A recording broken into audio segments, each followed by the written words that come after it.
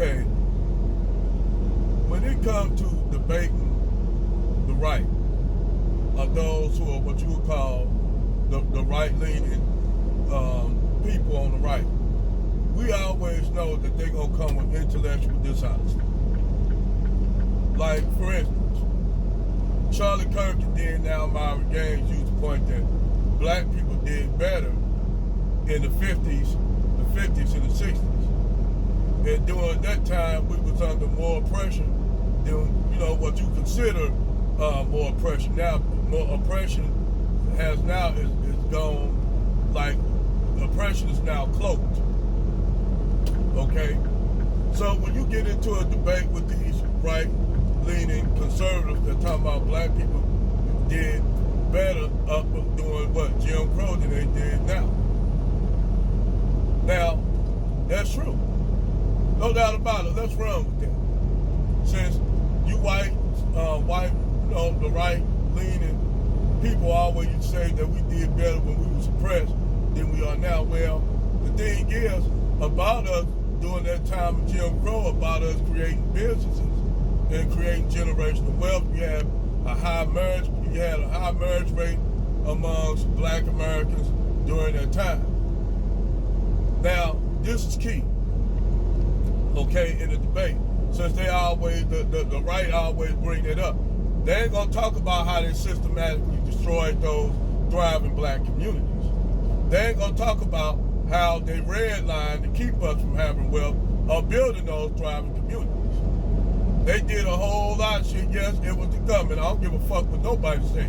The government seen black people creating generational wealth, and also that creates a problem with those other folks, because now you have a thriving black community. In your community, you coming from this other community, you thinking that you should have way more wealth and privileges than them. Ain't no way they should have all this wealth. Ain't no way these a whole bunch of niggers that just came out of slavery. How they got this? How they got that grand piano and I don't? Not looking at the fact that those people were forced to do things for themselves and by themselves to build thriving black communities, because they wouldn't, at that time, we wouldn't what you would consider integrated into society. They always wanted to keep us segregated. So when we had our own shit, being segregated, we was forced to do for ourselves.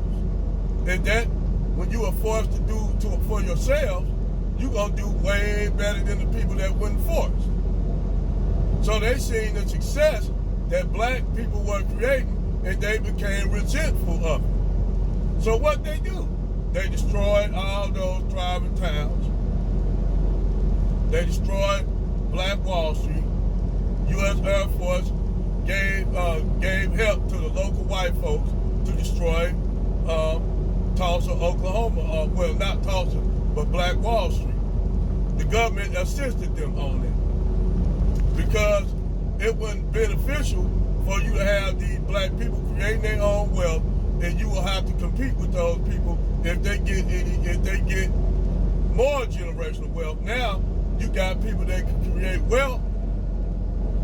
They can control their own communities, and white folks didn't want it. So white folks systematically destroyed every thriving black community that arose, whether it be Black Wall Street in Tulsa, Oklahoma, whether it be Rosewood, Florida, whether it be Elaine, Arkansas, whether it be Slocum, Texas, Wilmington, North Carolina.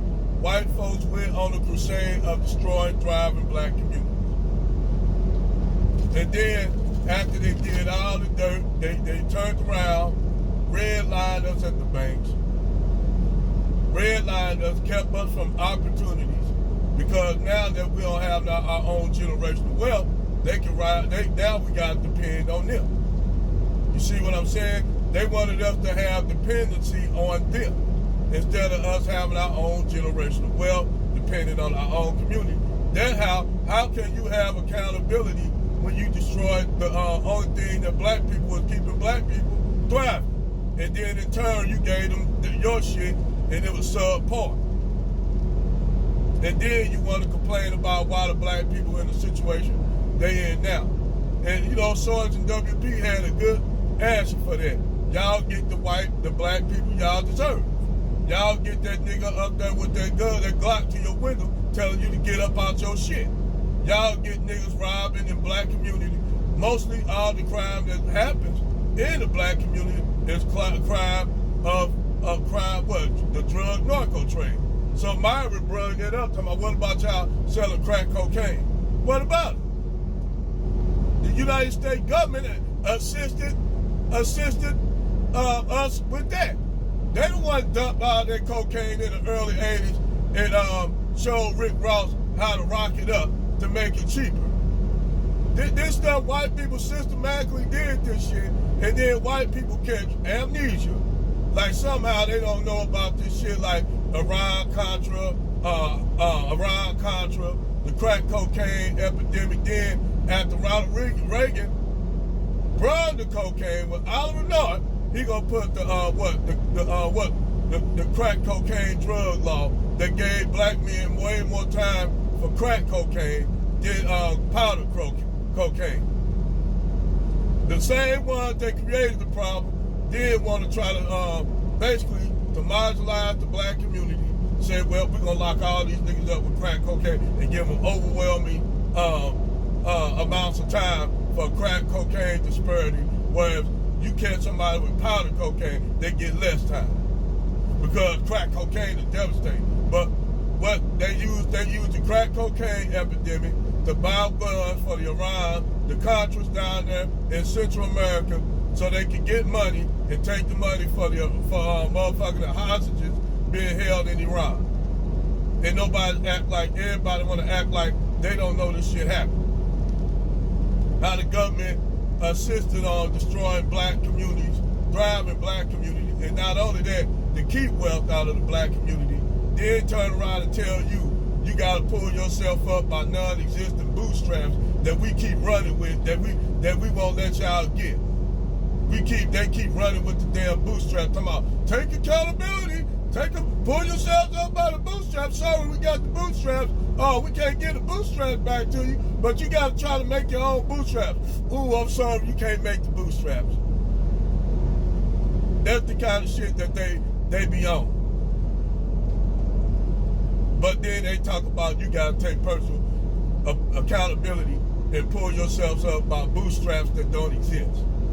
And then act like somehow they done won the debate when we already know it's a debate in bad faith that a lot of these conservatives come with. Because they'll stay stuck on that instead of often finding a solution by listening to a debate. It's like anytime they talk about giving tangibles, they get we can't repair what we done to y'all. Y'all niggas just on y'all own. Y'all gotta do, we're sorry, we can't help y'all. We're not gonna help y'all.